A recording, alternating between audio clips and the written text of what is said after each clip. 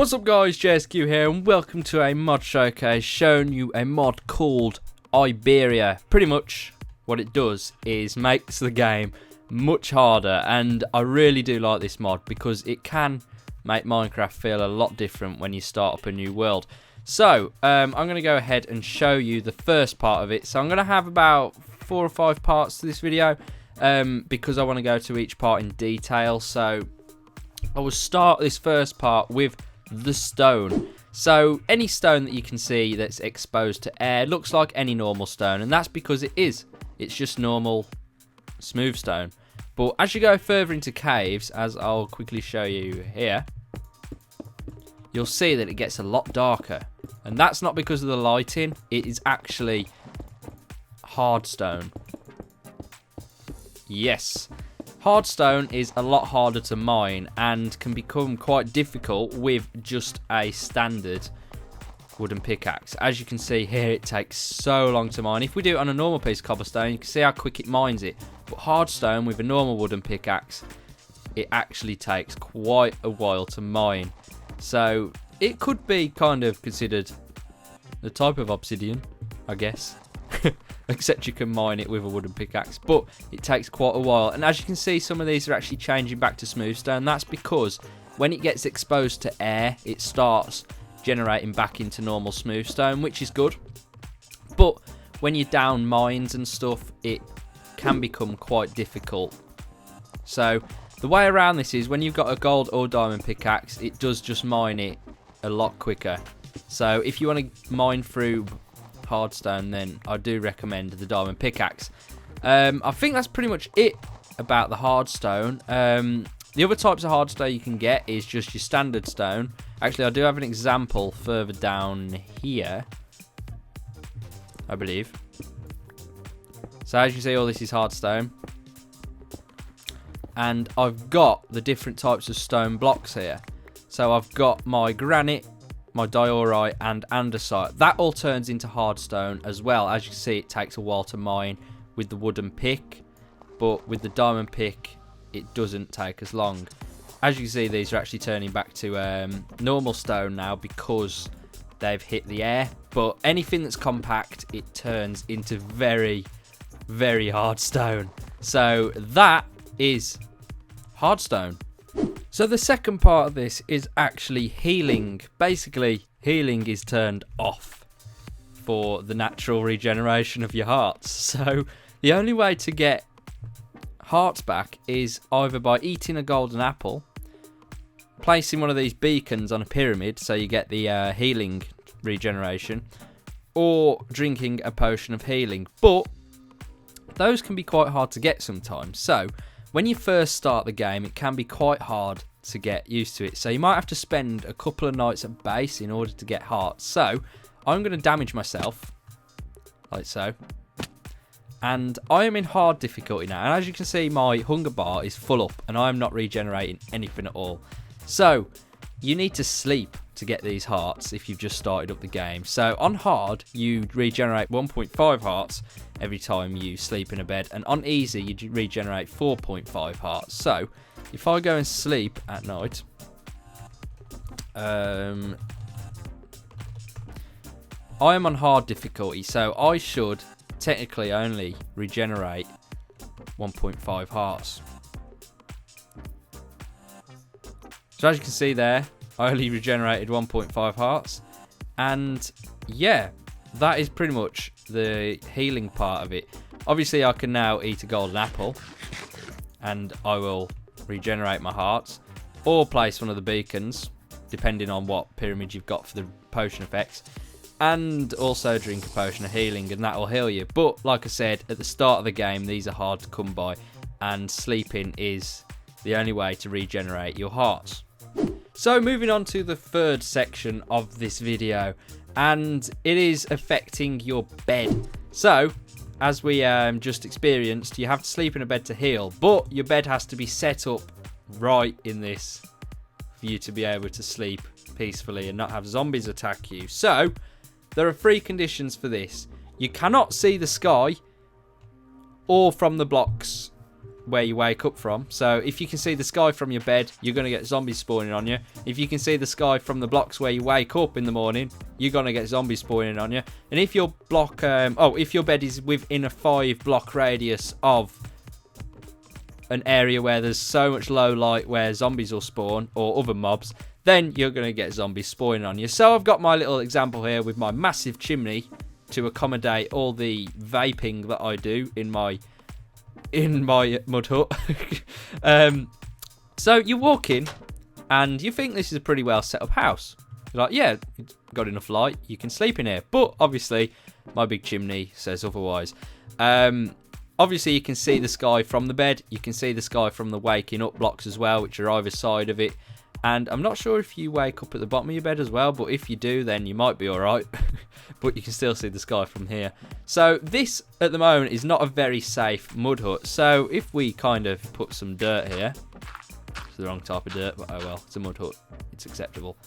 You'd think that this is now safe, but in fact, it is not. If we set the time to night, then we will get zombies spawning here when we wake up, because outside, I know it's well lit up here, but within 5-block radius of the bed, if the low level of light is low enough, I think it's below 7, don't quote me on that, then a zombie will spawn in your bed with you in the morning, which will be a nice sight.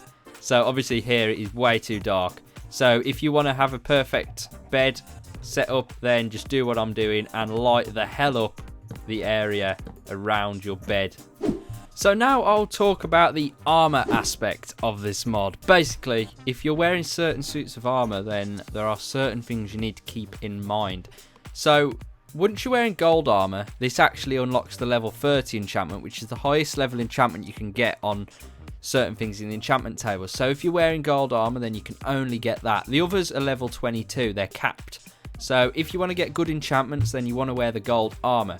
Everything else pretty much falls under these categories here. Actually, it's only just iron and diamond because they're classed as heavy armors.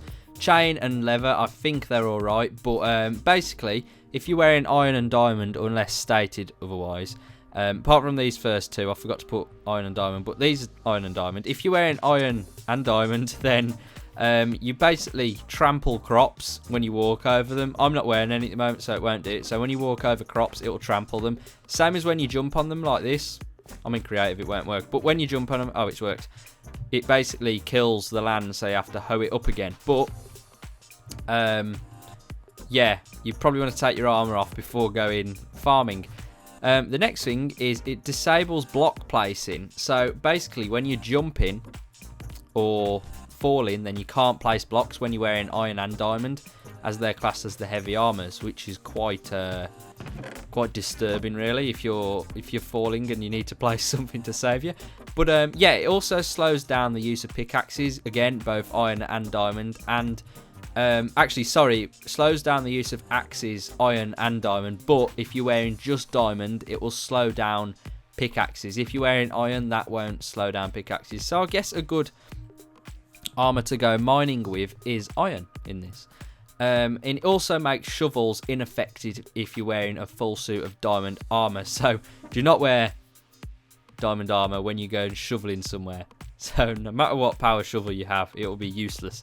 So yeah, one of the main things I want to show you is, in order to equip armor from the armor stand, you shift right click. So I now wear the diamond armor. I don't know if that is a standard feature with Minecraft Vanilla, I'm not quite sure. But you can put it back on there like so. I think it is a standard feature, but you can swap them around like so. See, I'm just putting these on. So I'll keep the diamond on and show you what happens here. So the full list I'm going to read out: crafting tables, enchanting tables, furnaces, dispensers, hoppers, droppers, potion stands and beacons. They all have a delay when you're accessing it with heavy armor. So I think it's just iron and diamond, as they're classed as the heavy armors, like I said. If you try and access something with them on, then it would take a cooldown type of thing to actually access it.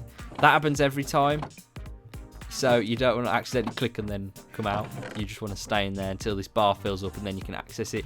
Same with crafting tables. and also furnaces, and obviously that whole list I just read out before. So this next part is all about your navigation, and as you can see, I'm standing on a big tower to signify where I am.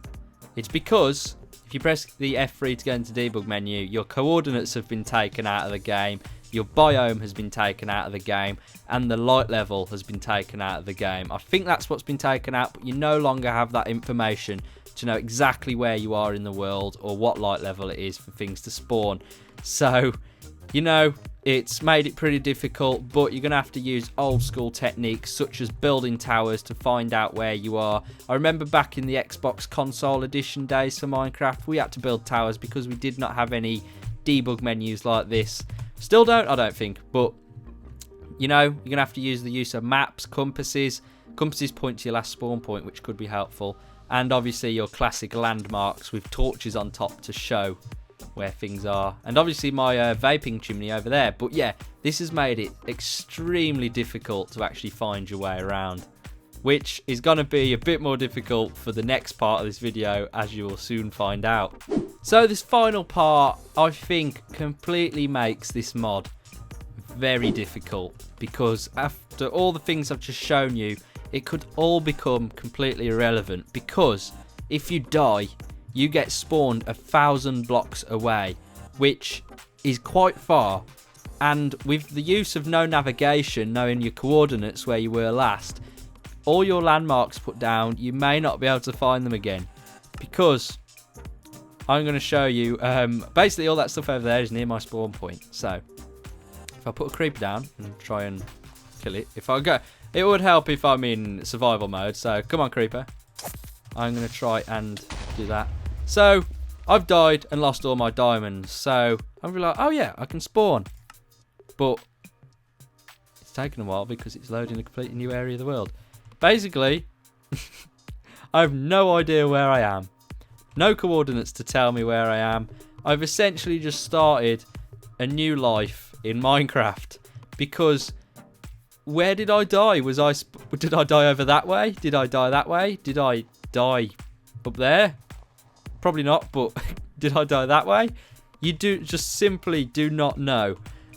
The only way to actually find it is just stumbling up on it, just completely randomly, because there's no way of actually finding which way you died, unless you're running another mod such as a minimap which gave you pointers where you died. But if you're just running this mod purely on its own, then you're not going to know where you just died. So as I've just started a new life in Minecraft, I'm going to go head off and play this again. So wish me luck, guys, but this has been the Iberia mod, and I love it. It's absolutely great, and I would recommend you download it yourself if you want a challenge in Minecraft. Obviously that last point kind of takes a new pointer off hardcore survival, except you don't have to start a new world. You essentially start again in another part of the world, miles away, without you knowing where you are. So yeah guys, if you want to download it yourself, the link is in the description below. And also, if you enjoyed this video or this mod, then please drop a like. It is always appreciated. If we can hit 10 likes, that would be absolutely amazing. Thank you so much if we do. And subscribe if you haven't already, if you like these videos, for more content like this. And if you got any questions, as always, drop it in the comments section below, and I'll be happy to answer them. And yeah guys, thank you so much for watching. This has been JSQ, and I will see you probably never again now I've spawned in a different area of the world, but I will definitely see you in the next one. Peace.